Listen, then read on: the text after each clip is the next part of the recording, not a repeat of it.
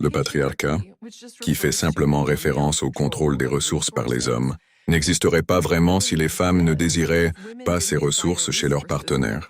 En effet, la raison pour laquelle les hommes ont tendance à contrôler une grande partie des ressources est que les femmes exigent l'accès aux ressources de la part de leur partenaire. Si les femmes ne s'en souciaient pas, alors les hommes ne travailleraient pas aussi dur pour y accéder.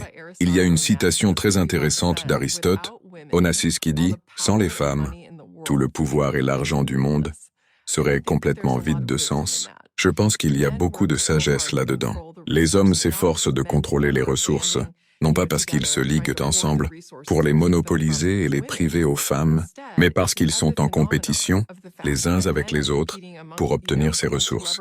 C'est un phénomène de compétition où les hommes cherchent à acquérir des ressources, car les femmes valorisent cela dans leur choix de partenaire. Souvent, les hommes feront donc de plus grands sacrifices pour y parvenir.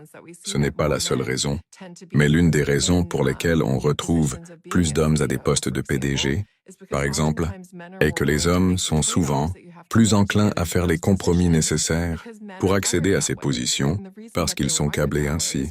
Et s'ils sont câblés de cette manière, c'est parce qu'ils ont hérité de ces tendances à poursuivre ces objectifs malgré les coûts, car cela leur permettait, historiquement, d'attirer de meilleurs partenaires et en plus grand nombre.